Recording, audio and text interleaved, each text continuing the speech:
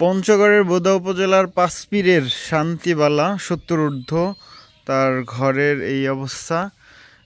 এই আষাঢ় মাসের যে বৃষ্টি তার ঘরের চাল দিয়ে বেয়ে পড়ে। আমরা তার একটু ঘরটা দেখতে চাই। ঘর মোটামুটি ভালোই আছে, কিন্তু এই যে দুইটা জায়গায় একটা টিন, এই পাশের একটা টিনের চাল দিয়ে পানি পড়ে, আর এই যে একবারে মাথার উপরে এই যে পলিথিন দিয়ে আটকে রাখা হয়েছে সেই জায়গায় পানি পড়ে। এখানে তিনি থাকেন, এটা পুরো ঘর। আর এই পাশ থেকে আসে হচ্ছে যে কি আসলে তখন পানি ছিটা আসে আর কি। এই পাশে একটু বেড়ার প্রয়োজন। আর এই ঘরের যে বেড়া, সে বেড়াগুলার এই অবস্থা। এই যে আরেকটা টিন, এইখানে একটু ছিদ্র। তো মোটামুটি 3টা টিন হইলে এই ঘরে আর ওই পানি পড়বে না। ৭০ ঊর্ধ্ব শান্তিবালা তিনি শান্তিতে ঘুমাতে পারবেন। কি সমস্যা একটু কম দিই? সমস্যা তো ঘর জল শুনেছে, ঘরটা ভাঙে গেছে। ঘরটা কি সমস্যা ভাঙে কি ওই? তোমার কহে দমিলে বুঝো না, না ভাঙা তো ওভা পারো না, থাকিবা পারো না, জল ছুড়ে বিশিনার জল। বৃষ্টি আসলে পানি পড়ে? হ্যাঁ, বৃষ্টি আসলে পানি পড়ে।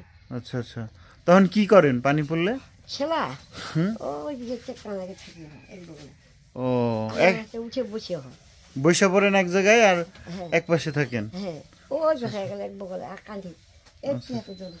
মূল সমস্যা তো ওই যে উপরের চালের 2টা টিন, তাই তো? আচ্ছা, এই যে এগুলাই তো সমস্যা না, তাই না? এই যে বেড়া ভাঙিছি, এটা একটু ভাঙছে, আর উপরে হয়েছে 2টা টিনে পানি পরে বৃষ্টি এলে ঝামেলা হয়, তাই না? এটাই। কি চান আপনি এখন? কি চাই? ঘর চাও। ঘরে চা হচ্ছে, ঘরের চা আছো?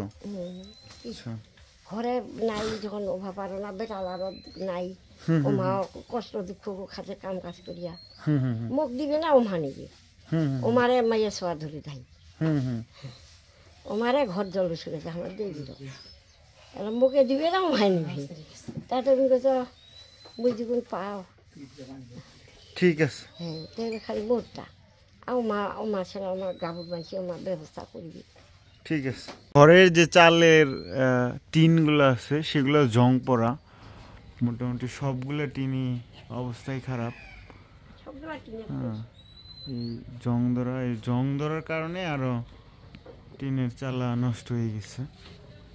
এই টিনের চালগুলো যদি পরিবর্তন করা যেত তাহলে ভালো হইতো।